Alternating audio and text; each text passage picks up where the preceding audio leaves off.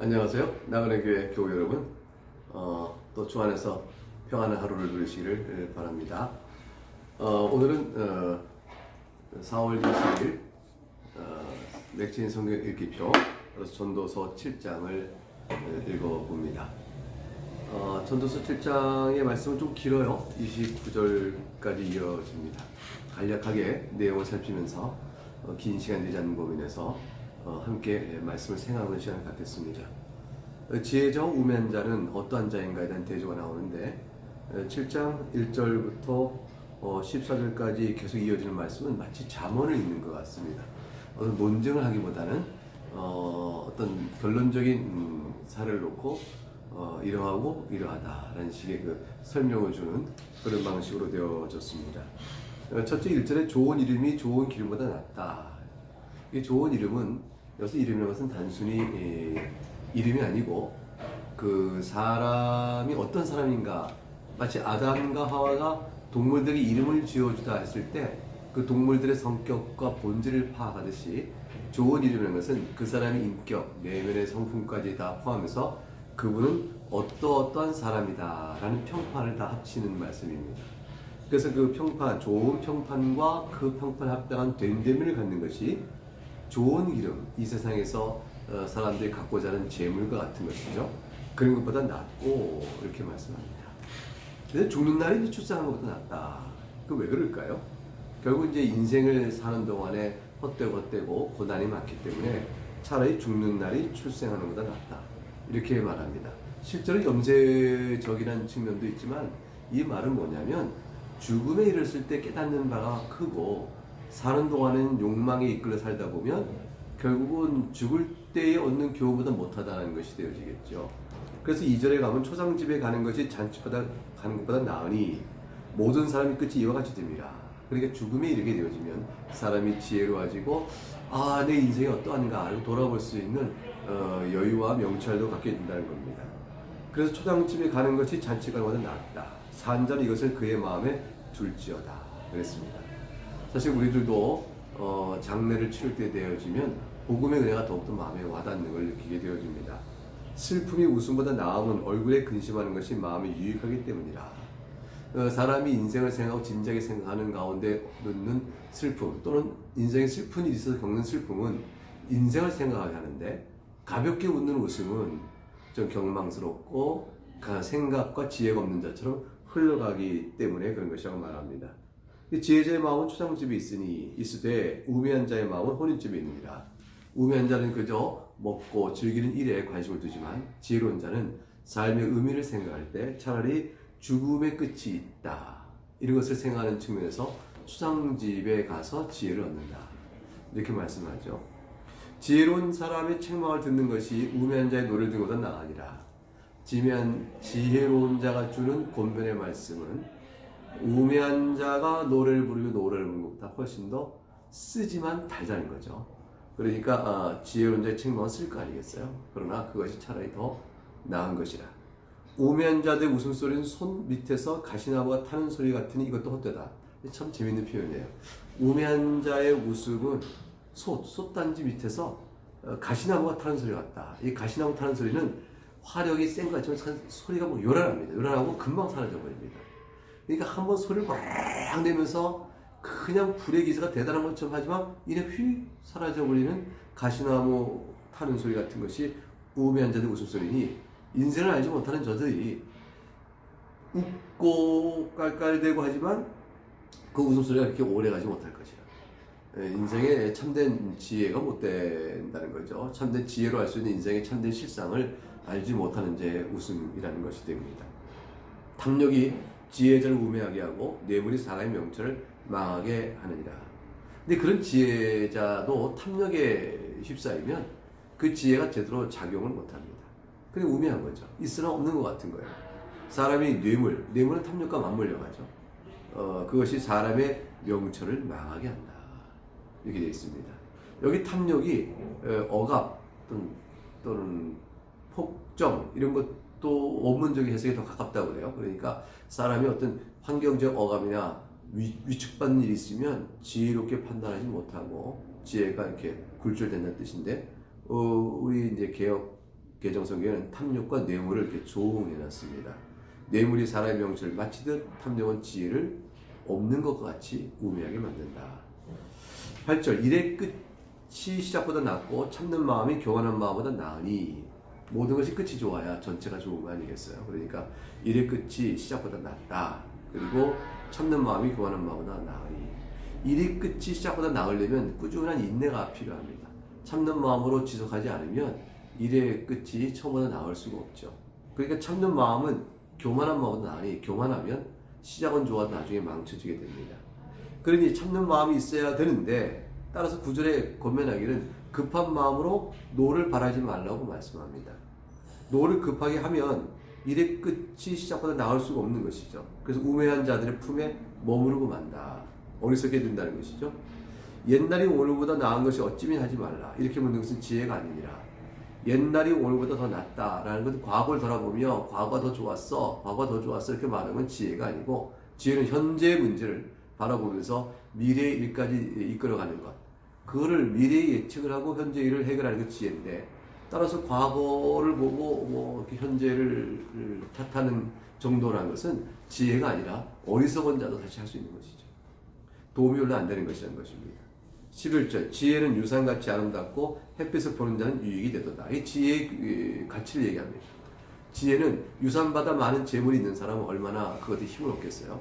지혜도 만일 그와 같아서 유산같이 큰 재물이 있게 되어지면 힘이 있고 햇빛을 보는 자, 이 땅에 사는 동안에 도움이 된다는 것입니다.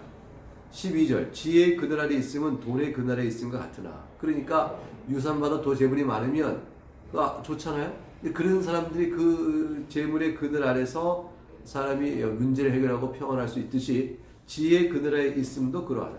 그런데 지혜에 관한 지식이 오히려 더 유익하다. 왜냐하면 지혜가 그 지혜 있는 자를 살려주기 때문이다. 그러니까 돈보다 더 우월한 가치가 지혜에 있다고 말합니다. 하나님께서 행하신 일을 보라. 하나님께서 굳게 하신 것을 누가 능히 굳게 하겠느냐. 사실 이것은 하나님 작정하신 일에 누가 함부로 그거를 없는 일처럼 할 수 있겠느냐. 우리가 하나님의 작정을 어떻게 어길 수 있겠냐는 뜻인데 지혜는 이러한 상황을 살펴보는 것이죠. 하나님이 행하신 것을 보고 하나님께서 굳게 하신 것은 능히 다시 굳게 할 수 없다. 하나님께 굳게 하신 것을 사람이 능히 굳게 할 수 없다는 사실을 깨닫고 그 사태에 맞게 살아가는 것도 지혜입니다. 14절 형통한 날은 기뻐하고 공고한 날은 되돌아보아라. 이 두 가지를 하나님이 병행하사 사람이 그의 장래를 능히 하려 알지 못하게 하느니라. 형통한 날과 공고한 날을 하나님이 같이 주십니다. 형통한 날만 계속 한평생 주거나 공고한 날만 한평생 계속 주는 게 아니라 이것이 이제 교차적으로 주는데 이것이 어느 때에 교차적이 될지 어떻게 바뀔는지 알 수가 없다는 것이죠. 하나님이 이 두 가지를 다 우리에게 주시되 어떤 일이 장래에 나타날지 미리 모르니 능히 하려 이것을 알 사람은 없다라고 말합니다. 자, 그렇게 지혜의 좋은 점을 쭉 얘기하고 어리석은 자의 우매한 자의 어리석음 이런 것들을 쭉 얘기했는데 이제 15절부터 22절에 가게 되면 이 세상에 악이 오리생하고 또 의인이 도리어 억울함을 당하는 멸망을 당하는 일도 보게 될 때 그 지혜의 작용도 그때 무색해지는 거죠. 근데 15절에 내가 험한 날을 사는 동안 내가 사는 날이 험하다는 거죠. 인생이 짧고 험한데 그 모든 일을 살펴보았더니 자기의 의로움에도 불구하고 멸망하는 의인이 있고 의인인데 의로움에도 불구하고 멸망하고 자기의 악행에도 불구하고 장수하는 아이 있다. 이게 악인인데 악행에도 불구하고 장수한다. 여기에 불합리, 모순이 있는 거죠. 그 16절에 지나치게 의인도 되지 말고 지나치게 지혜도 되지 말라. 어째 스스로 패망하게 하겠느냐. 사람의 이제 본성을 맞물린 거죠. 사람이 본성상 부패에 있어서 누구도 절대 의인이 없습니다. 그렇기 때문에 내가 지나치게 의인이다 하고 자기의 분수를 넘어서 자기를 의인을 여기게 되면 도리어 화를 받게 되는 거죠. 자기가 어리석은 자인데 지혜 있는 자라 하여 마치 절대 지혜가 있는 것처럼 이렇게 굴다 보면 또 오히려 패망에 이르게 된다는 것입니다. 사람은 이렇게 선악간의 분별을 하더라도 누구도 절대 의의가 없죠. 본성상 부패에 있기 때문에. 따라서 자신의 분수 이상으로 의인이냐, 자신의 분수 이상으로 지혜자이냐 이렇게 해서는 안 된다라는 말씀을 주고 있습니다.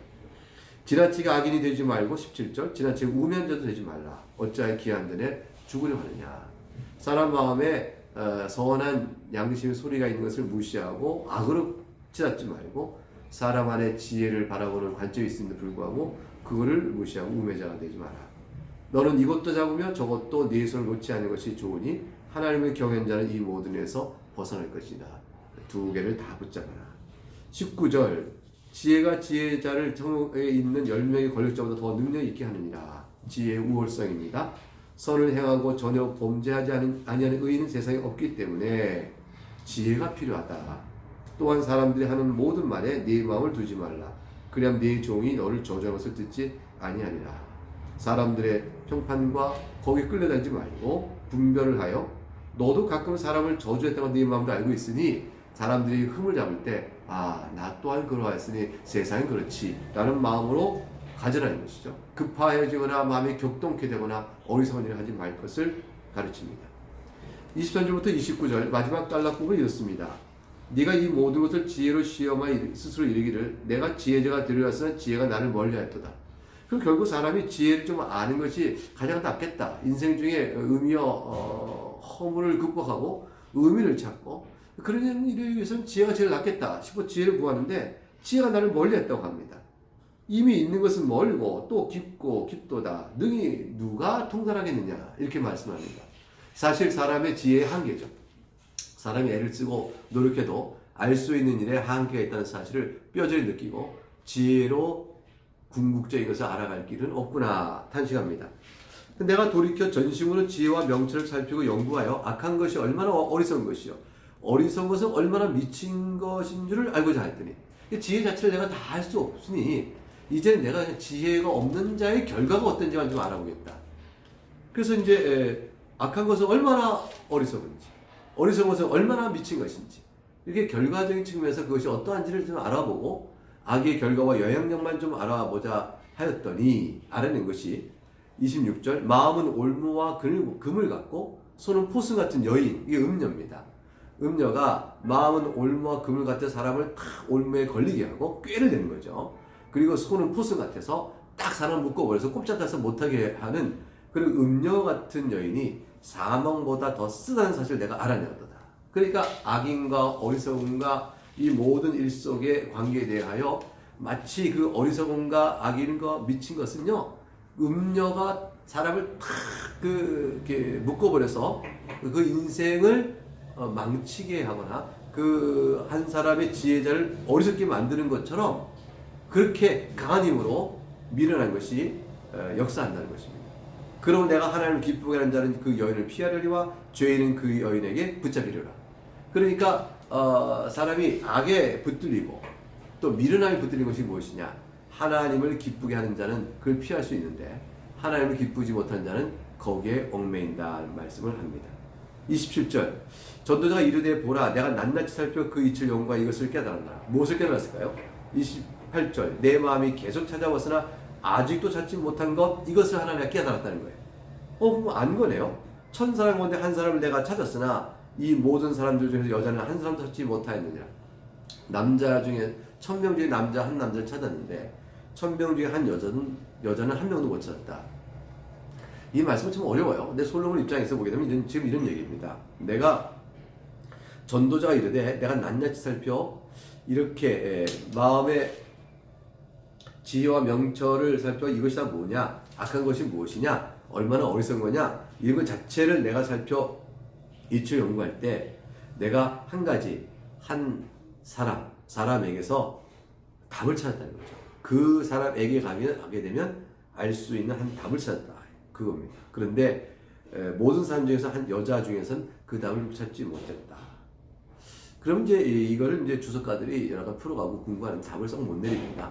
근데 아마도 여기서 찾은 한 사람은 장래 오실 예수 그리스도 구원의 메시아고 찾지 못한 한 사람은 교회라 이렇게 봅니다. 그래서 교회가 그리스도 안에서 답을 찾고 그리스도의 사랑을 입어 교회가 인생의 의미, 삶의 의미, 교훈을 본분을 깨닫고 있으면 그리스도와 교회의 관계 안에서 지혜 전도자가 알고자 하는 이치를 깨닫는 그 일이 이루어질 것이 아닐까.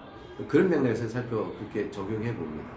그러니까 사실 우리가 지금까지 생의 가치와 의미와 목적을 어떻게 알 것이냐. 허무한 인생 중에서 어떻게 우리가 삶을 살아갈 수 있을까? 그 답은 제 예수 그리스도에 있거든요. 그 답을 아는 자는 바로 교회입니다. 그러니까 여기서 말하는 한 남자와 한 여자의 문제는 그리스도와 교회 관계로 부르는데, 아직 솔로몬은 그리스도는 멀리 바라봤지만 교회는 아직 바라보지 못하고 있다. 그 당시 이제 솔로몬 자신이 이미 타락해 버렸을 때는 솔로몬이 미련한 자에 속한 거죠. 솔로몬이 교회를 이루어야 되는데 솔로몬이 그러지 못했다는 사실을 말하고 있다 할 수 있겠습니다. 29절에 내가 깨달은 것은 오직 이것이라 곧 하나님은 사람을 정직하게 지으셨으나 사람이 많은 꾀를 낸 것이라. 이제 결국은 솔로몬이 하나님께서는 사람을 정직하게 만들었고 사람 스스로 악하여 꾀를 내므로 미련하게 되는 것이라 하는 사실을 알았다. 이렇게 말합니다. 자, 그렇게 결론은 뭐냐면 이러한 사람에게 있어서 인생의 의미와 답을 하나님 없이 알아갈 수 있을까? 그렇지 못하다. 지혜도 한계가 있고 세상은 의인이 오히려 어려워지는 부조리가 있고 그리고 악은 어리석고 또 미친 것이 사람을 꼼짝달싹 못하게 만들어 지혜자라도 무너지게 만든다. 이렇게 말씀하고 있는 것이 7장의 내용이라 보겠습니다. 오늘 이런 내용을 또 살펴보시고 맥체인 성경의 다른 읽기 표현 부분을 답이라도 찾아 살펴보시면서 또 말씀과 가까이 가는 오늘 하루 복된 날이 될 수 있기를 주의 이름으로 축복합니다. 감사합니다.